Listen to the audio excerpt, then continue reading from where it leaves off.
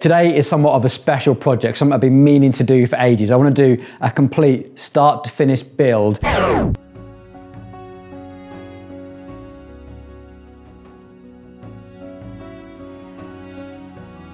I thought this would make the perfect bike for it. This is a retro re-release of the Willier Superleggra, like completely classic Campagnolo mechanical chorus, everything. You're gonna love it. However, I have a little confession to make, because so far I think this is the fourth cut that we've had to make to get to this point. You see, it has not been plain sailing. You think these sort of retro bikes are easier to work on? Definitely not. So far we found that the rear seat clamp bolt has been the wrong size, so we've had to go and find a new bolt for that. I had to also ream the seat post out as well before I could even get the seat post in. It's just full of muck and debris and paint and rust. It's a steel frame. And down at the headset, the crown race installation. So the crown race on this was actually 26.6 millimeters. Now, for a few of you, you might know what that means, but that is actually a really obsolete French and Italian standard that they just literally do not make headsets for anymore. So I've had to do some machining to get the crown race back down to a much more standard 26.4 millimeters. In the process, I managed to actually break the crown race. So look at that. And that actually happened because you knock it down with the crown race installation tool, but then it got wedged halfway down because this is obviously 26.4. So had to use crown race puller, and the puller actually caused that crack. So, you know, this sort of thing happens in bike building. These are normally built really, really robust, but this time obviously not. So we've had to order a new headset just for that one piece, because these are so retro and old now, they don't make parts like they used to. You have to buy the entire headset. So this lucky customer also gets the benefit of some fresh Campagnolo bearings. I mean, these were so well made. Look, even the bearings come in place to this little plastic enclosure here, like super cool.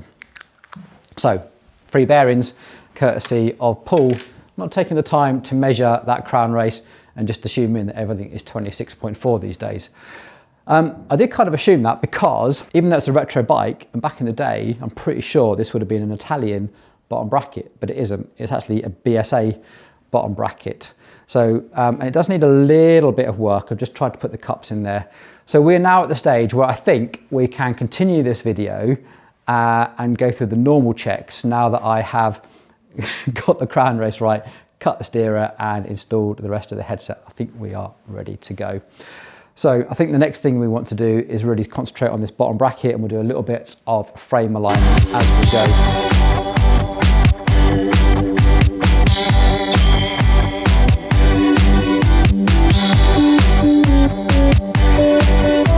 So Campagnolo bottom bracket cups work a little bit differently. They look like this, so no bearings in them.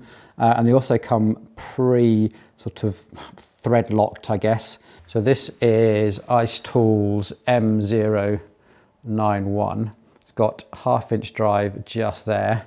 So 1/2 inch drive to 3/8 adapter.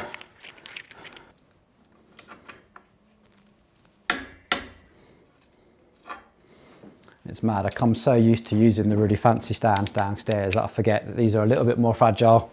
One more sanity check I want to do before just checking the rear mech hanger and stuff, and that is, I just want to check frame alignment. So these are a couple of frame alignment gauges. It's quite a manual process of just putting it right, so this one could just do with a little bit of a tweak. And the next check I want to do is just check the mech hanger. So derailleur hanger alignment tool.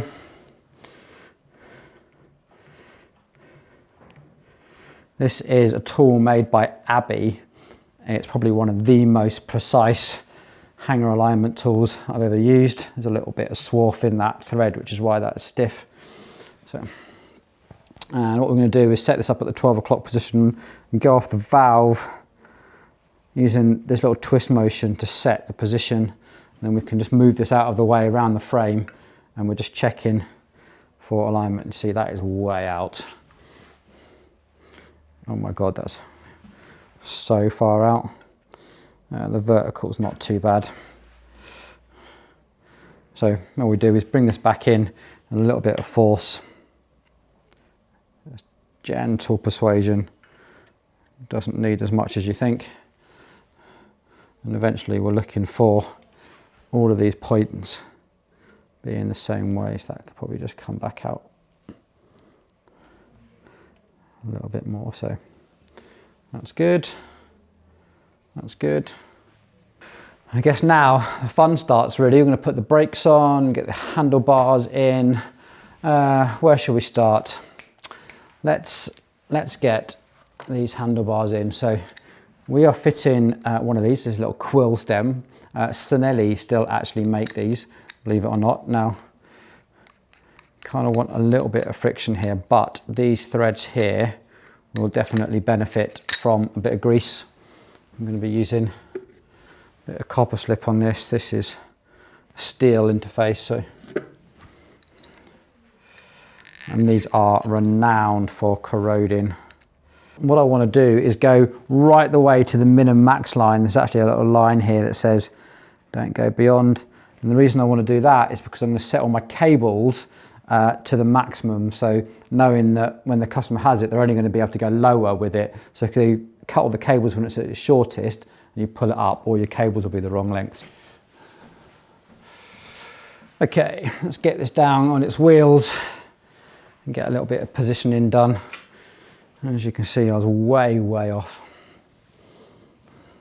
Next up, a bit of rear mech. Always like it when the rear mech goes on because it feels like the bike's coming together.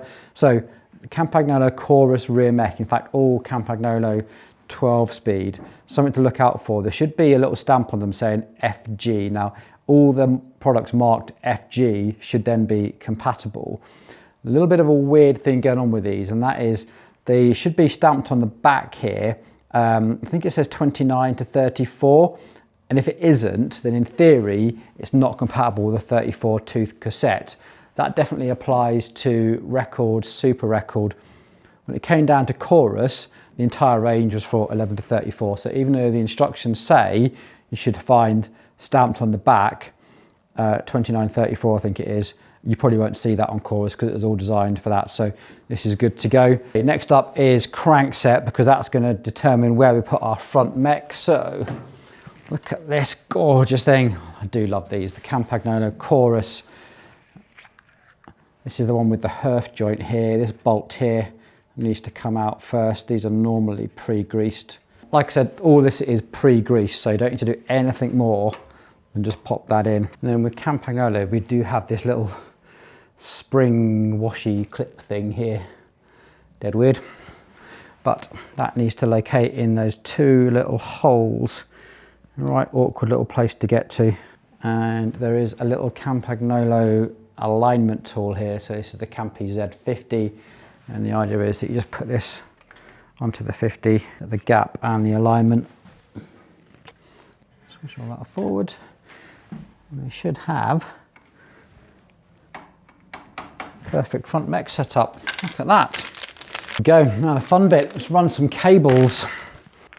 So Campy normally provide all of their cables almost pre-cut. So 2 gear cables for the front there. And then we also have, I mean, they're really not generous.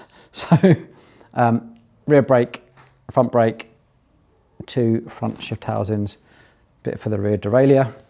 You also get your brake cables in there. And yes, you do get your little front mech adjuster in there as well. So need to make sure we install that, because modern drivetrains, you don't need it so much. Even the mechanical stuff, all the adjustment can now be done actually on the mech. We don't need inline adjusters so much anymore. So we need to do a couple of little decisions to make. I think what we're going to have to do is route rear to rear. Now sometimes I would come to the other side and let the cables cross underneath, but I think what will happen is the cables will rub. So, and also because the tubing is so skinny, I think what you'll see is you'll see it. So I'm hoping that if we run it on this side, it'll probably look a bit neater. I'm going to have to do something to avoid it rubbing. these if we can. We might. Oh, such a difficult decision because I hate it when cables rub the frame. And if we went that way, it wouldn't rub the frame at all. Where does the rear brake come to? So we need to go, the front's going to rub the frame anyway. 10 to 6, it's time to stop this and go and do some Pilates. We also have a chat tonight with, about nutrition. We actually have a nutritionist come into the building about once a month, and tonight Lynn is giving a talk about healthy fats. So I'll let you know how that goes. Right, see you in the morning. Depending on what you do and how well you're trained and how you fuel yourself, how well you're topped up for both carbohydrates and fats, that's what you're able to do. And that's how your body burns fats. So diet influences fat oxidation enormously. Good morning, it is the morning after. Had a good think about this. So last night we had Pilates, which drew me away, and then obviously we had our nutrition talk from Lynn Petty. We have a nutritionist that comes into our gym once a month, and last night's talk was about healthy fats. Really interesting talk. Learned a fair bit of stuff I didn't really know, especially about preloading fats for endurance events, so that was quite interesting. Anyway, back in the room, and we are finishing the Willier today. We just need to do the cables and all the finishing touches. So let's get started. So after a bit of thinking last night, I think I have decided that we are going to have to run it touching the frame, which is a bit disappointing. But I think because the brake runs on this side, it'll be the wrong thing to do. So what I want to do is I want to make sure that these cables are going to run in a way that we get a nice smooth cable run and tuck under. Remember, when this bike was kind of built, we didn't have levers with the cables going underneath, so this would have just run something like this back then, so it wouldn't have touched the cables. It's because we've got to do this little bend here to get it under the bar tape is why we're having this problem. So with the Campagnolo levers, we get two options of where we want the cables to come out. So we can either come out here or here. So what I want to do is I want to use this hole and then use this one here for the brake. So we're going to cut just there.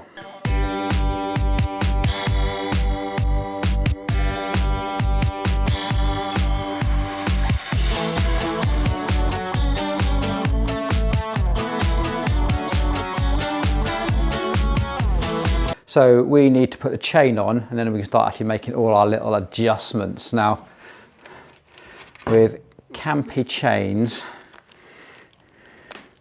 one, you have to do sort of some specific measuring. But also, when you buy the standard 11-speed ones, you get a rivet that you have to peen over. Now, Campy obviously sell a very, very expensive peening tool. And in fact, I don't have the 12-speed one, I've only got the old 11-speed one, but this is an Ice Tools one that we use. Let me show you on this camera. And all it is, it's got a thread on this side. So when you come to peen it, you can just put a 5mm bolt in here, essentially blanking off that end and then giving you the ability to do the peening. However, what an absolute pain. So what we just tend to do is buy the little quick release kits, because everybody should have the ability to remove their chain and just fit them with a little quick link. So on this little thing here, you have quick links just like you would do. There we go, camera focus. Like any sort of Shimano or SRAM that you're used to. So yeah, Campy definitely do make them. I think it's worthwhile. It's much better than this. Let me show you this peening thing, because this is probably what catches out most home mechanics when they try and home build.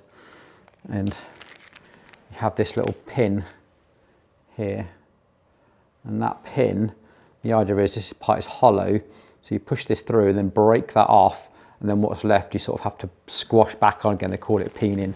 Now, in a pinch, if you have to do this trail side, you don't have a peening tool on you, these work actually perfectly fine without that whole peening process taking place. Now I'm just going to slowly bring the chain around, trying to make sure this quick link stays in position as it goes through the mechs. Cool. And you can, if this is really stiff, you should be able to just hold onto the wheel and pull it into place like that. Happy days. So you can hear that this chain is rubbing on this. So I would normally start with the rear, but because I can hear this rubbing, I'm just going to sort this one out first of all. And we're going to need a JIS screwdriver for this. And tiny little 2mm screwdrivers. Has to be one of my favourite tools in the workshop. This little Willier 2mm, so good for doing rear derailleurs. And we are just going to get a high limit loop screw wound off a little bit so that chain will drop into that little sprocket, just like that.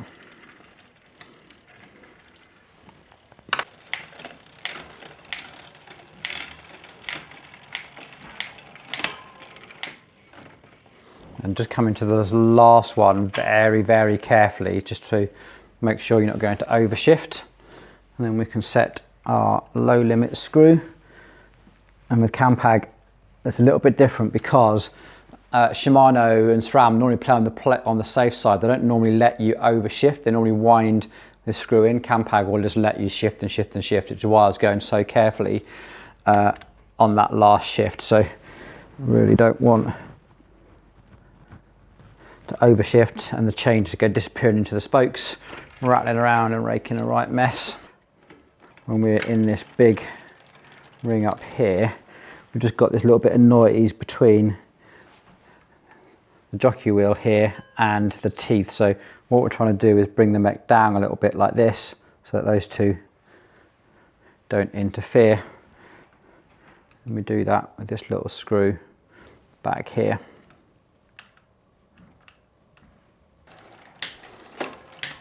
So one click should be one shift all the way back down. If we're not, we can just adjust our tension until we get nice clean shifts.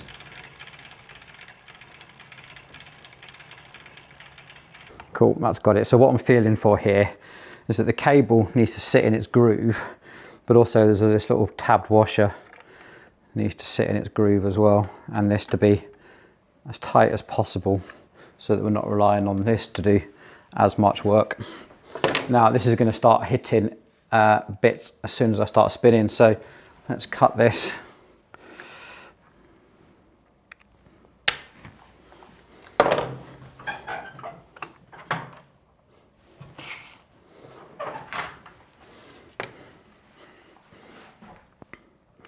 I've just picked up a different tool for this because it's quite hard to get that big tool onto here, and these Park tools have a little cable crimp section on both of these.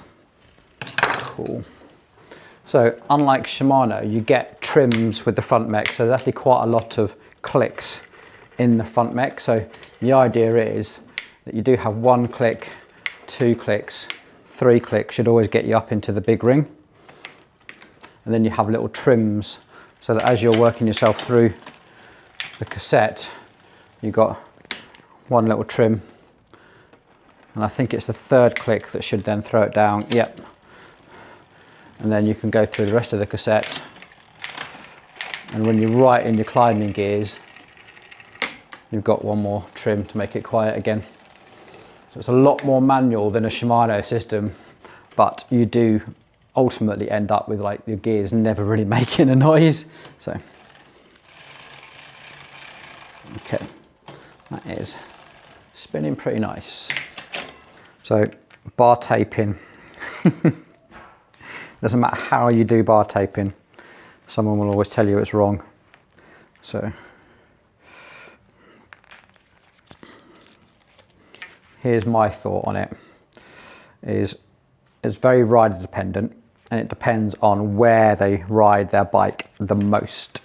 whether they're sort of an on the drops type of person, and if you're shifting gears in the drops and you've got this sort of movement going on, you know, especially on Shimano levers, not so much on these, or if you're down here and you're in an aero position and your hand rolls this way. Some people ride up here the whole time and change gear like this. Some people do a lot of this.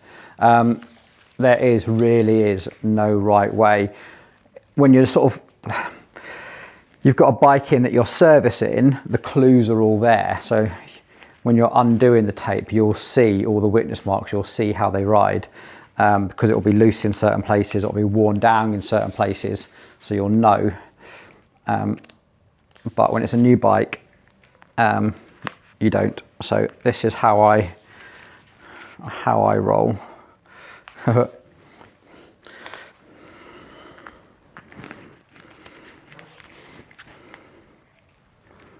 Okay, let's get that piece in.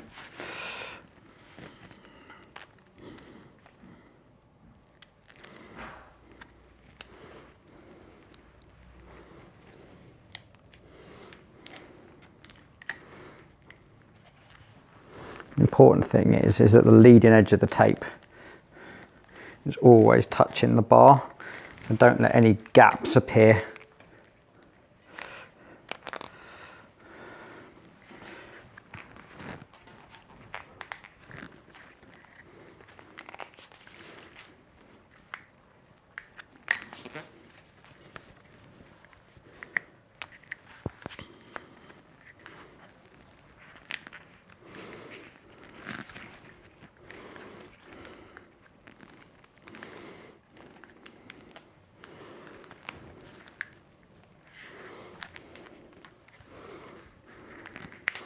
And then the next important thing is sort of the transition between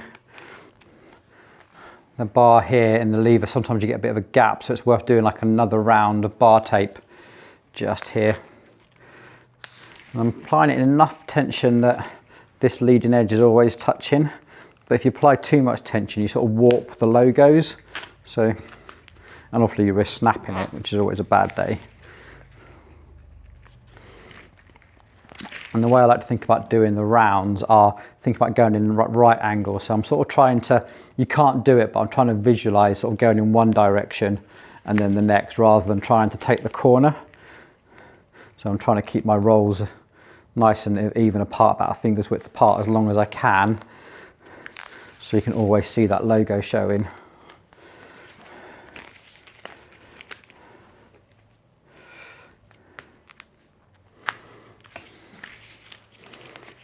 Let's get,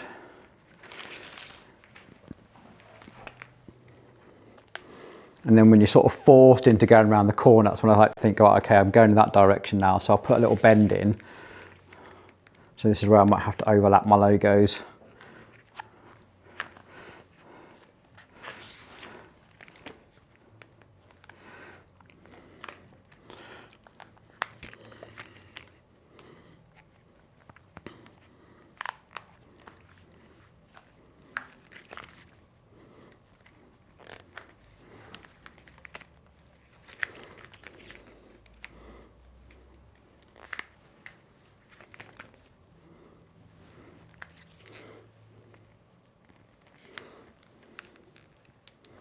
Cool, that's our crossing point. Scissors, that's close. Put a little nick in there. Just holding onto the front wheel with my leg. And a nice straight cut.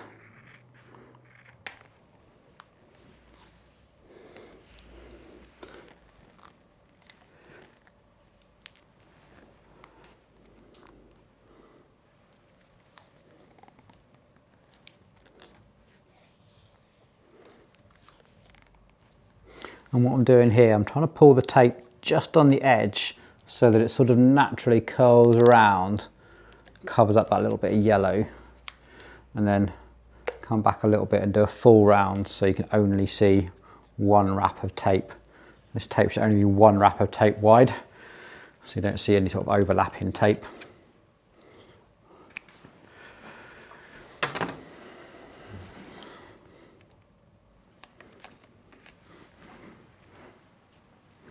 And tuck all this down.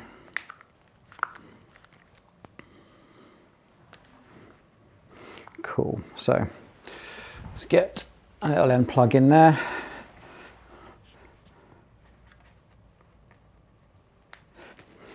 So there we go, you see, so how I've done this is I've done it so that this area here is where I think it always comes undone, and this way when a rider's got their weight on the bars here, that's the way I think people roll, or they're down here shifting gears, or they're up here, or they're up here.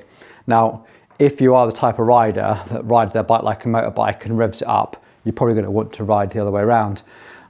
I don't tend to find that problem, to be honest. I like it this way. I think most of the problems come around this area. And up here, I like it when you wrap this way and all the wraps sort of go in the right direction. But, you know, fight it out in the comments, feel free. I can do it both ways if I choose to. So last thing to do is set the steering up, make sure our handlebars are nice and tight.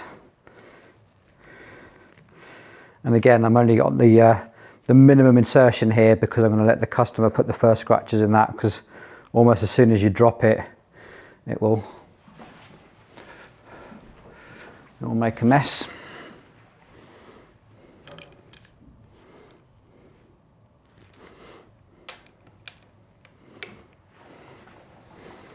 And again, these are actually very tight. This is 15 Newton meters up here.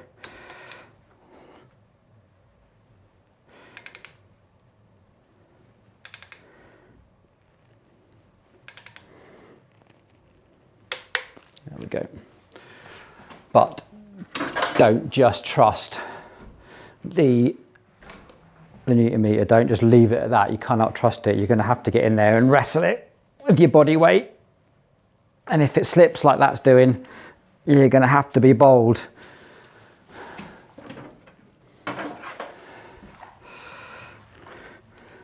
Add another Newton meter so you can carefully control how much you're adding.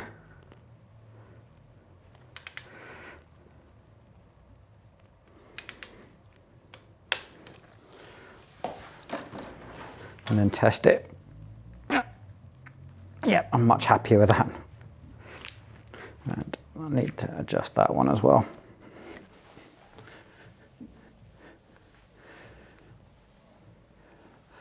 Nice. So the very last thing that I'm going to do now is take it downstairs to the gym for a quick test ride, make sure those gears work, make sure that works, make sure when I put my body weight on it, none of the components are going to shift. And then just tell the customer the bike is ready for an adventure. Right, I do hope that you found this video somewhat interesting. I've got no idea how long it ended up being, at what point you clocked out or anything, but if you want to see more of these, let me know. I don't think we'll make a massive habit of them, but it was quite good fun to try and do almost a one-take bike build. Maybe next time, if we're going to do this, I might ask some of your questions, and through the more boring sections, I might try and answer some of your questions as we build along. All right, thanks for watching. Think about subscribing. See you on the next one. Take it easy.